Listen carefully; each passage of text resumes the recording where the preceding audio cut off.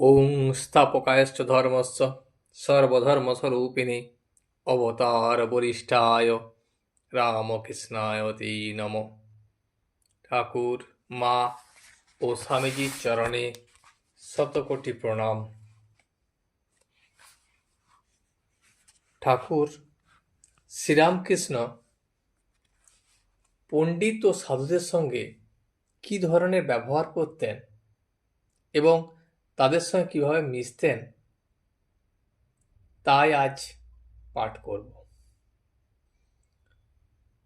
আমরা ইতিপূর্বে বলিয়াছি যে রানী রাসমণির মৃত্যুর পর মথুরবাবু ঠাকুরের সেবার অধিকার পূর্ণভাবে লাভ করিয়া খুব ধন্য হইয়াছিলেন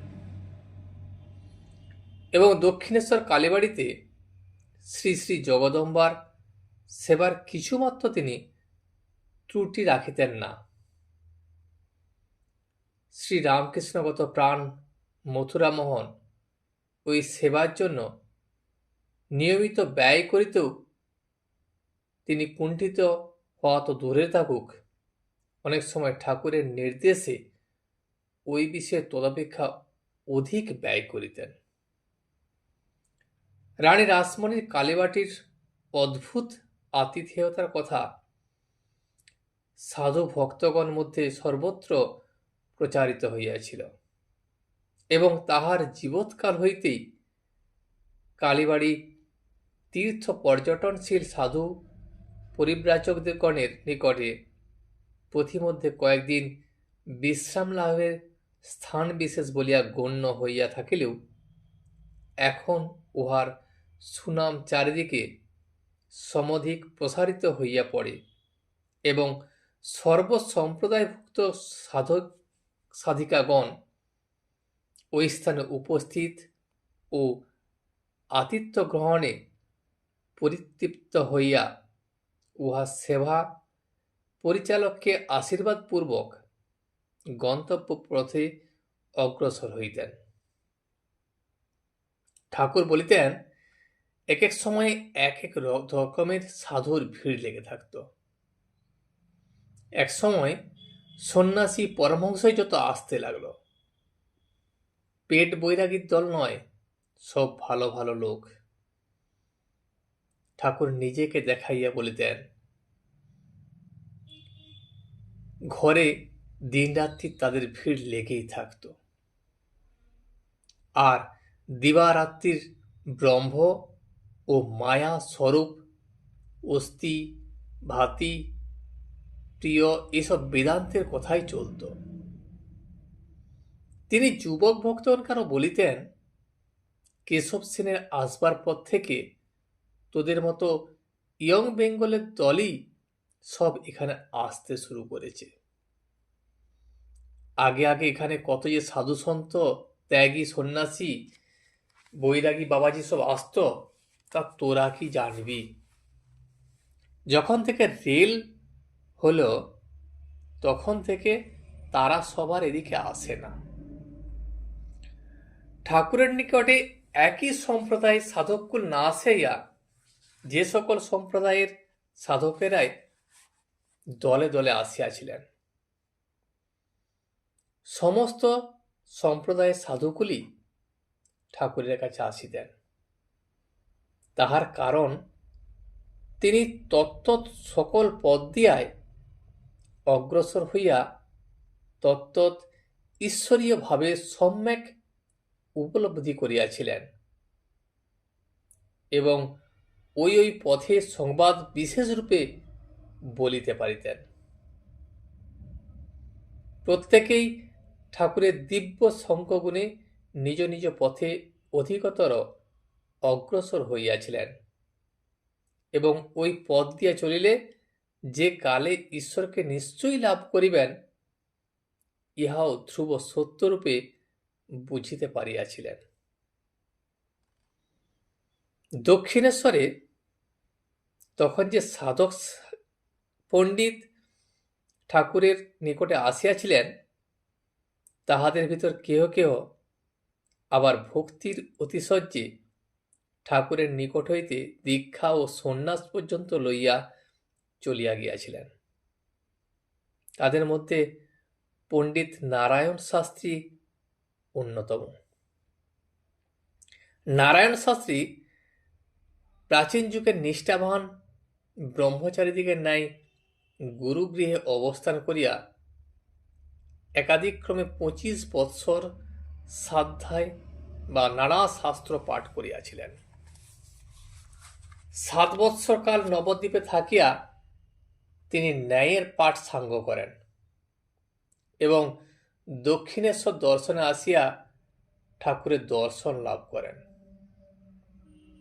শাস্ত্রীজি এখানে কিছুকাল কাটাইয়া যেমন স্থির করিলেন। ঠাকুরের সহিত যতই পরিচিত হইতে লাগিল, ততই তাহার প্রতি কেমন একটা ভক্তি ভালোবাসার উদয় হইয়া তাহাকে আরো বিশেষভাবে দেখিতে জানিতে ইচ্ছা হল। শাস্ত্রীর দিন দিন প্রবল হইতে লাগিল। দিনের পর দিন যতই যাইতে লাগিল, শাস্ত্রীর বৈরাগ্য ব্যাকুলতাও ততই ঠাকুরের দিব্য সঙ্গে বাড়িয়া উঠিতে লাগিল। তার পাণ্ডিত্যাভিমান, প্রতিষ্ঠা যৎ লিপ্সা, এ সকল বাসনা তাহার মন হইতে একেবারেই অন্তর্হিত হইয়া গেল। শাস্ত্রী যথার্থ দিনভাবে শিষ্যের ন্যায় ঠাকুরের নিকট থাকেন এবং তাহার অমৃতময় বাক্যগুলি একাগ্র চিত্তে শ্রবণ করিয়া ভাবেন। উপনিষদকার তো বলিয়াছেন, এরূপ মহাপুরুষ সিদ্ধ সংকল্প হন। ইহাদের ঠিক ঠিক কৃপা লাভ করিতে পারিলে মানবের সংসার বাসনা মিটিয়া যায় আর ব্রহ্মজ্ঞানের উদয় হয়। তাহলে ইহারই কেন শরণ গ্রহণ করি না? তাই সুযোগ বুঝিয়া শাস্ত্রীজি একদিন ঠাকুরকে নির্জনে পাইয়া নিজ মনোভাব প্রকাশ করিলেন এবং নাছরবান্দা হইয়া ধরিয়া বসিলেন, তাহাকে সন্ন্যাস দীক্ষা দিতে হইবে। ঠাকুরও তাহার আগ্রহ দেখিয়া সম্মত হইলেন এবং শুভ দিনে তাহাকে দীক্ষা প্রদান করিলেন। সন্ন্যাস গ্রহণ করিয়া এই শাস্ত্রী আর কালীবাড়িতে রহিলেন না।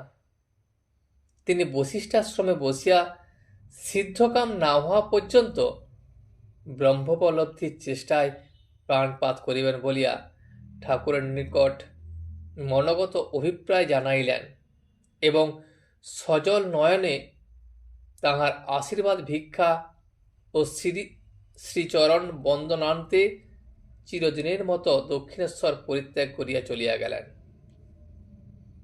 ইহার পর নারায়ণ শাস্ত্রীর আর কোনো সংবাদ পাওয়া যায় নাই।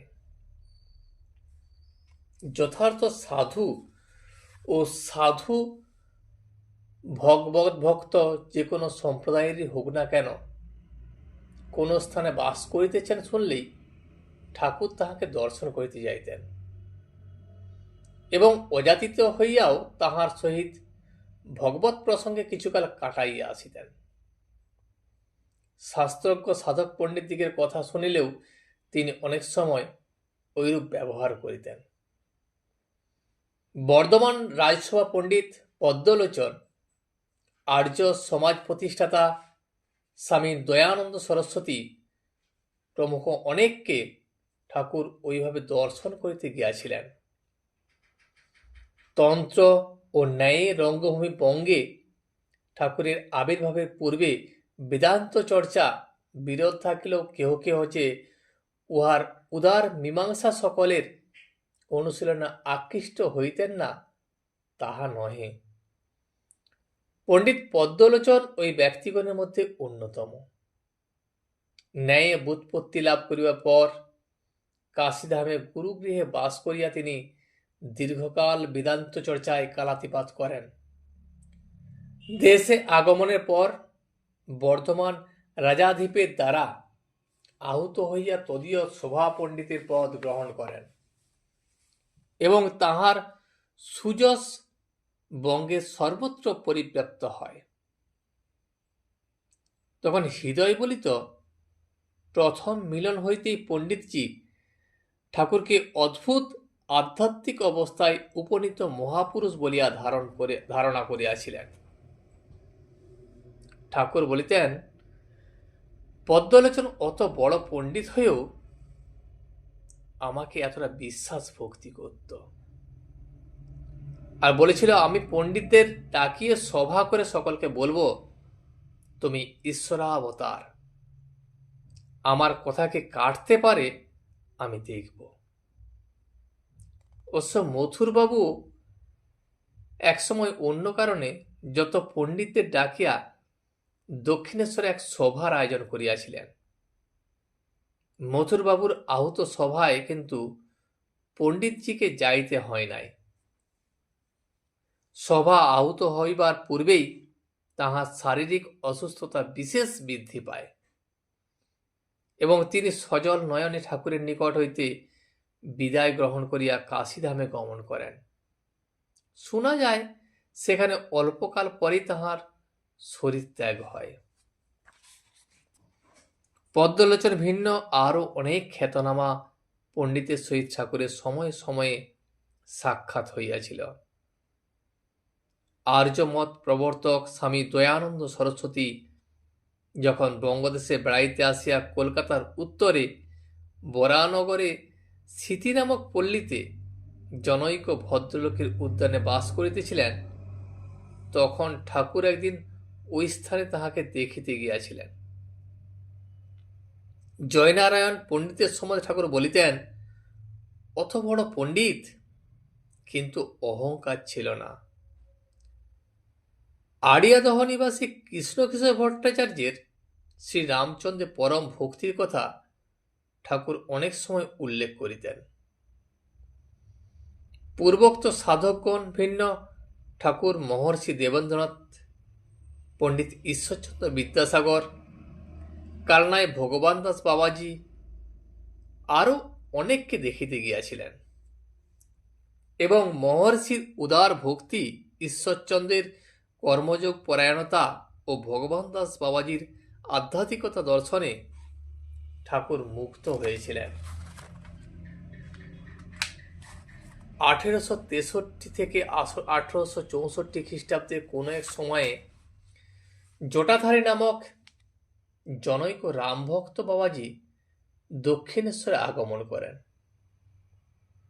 বালক রামচন্দ্রের মূর্তি তার সমধিক প্রিয় ছিল। ওই মূর্তির বহুকাল সেবায় তার মন ভাবরাজ্যে আরূঢ় হইয়া এতদূর অন্তর্মুখ ও তন্ময়াবস্থা প্রাপ্ত হইয়াছিল যে দক্ষিণেশ্বরে ঠাকুরের নিকটে আসিবার পূর্বেই তিনি দেখিতে পাইতেন শ্রীরামচন্দ্রের জ্যোতিক্ষণ বাল বিগ্রহ সত্য সত্যই তাহার সম্মুখে আবির্ভূত হইয়া তাহার ভক্তিভূত সেবা গ্রহণ করিতেছেন।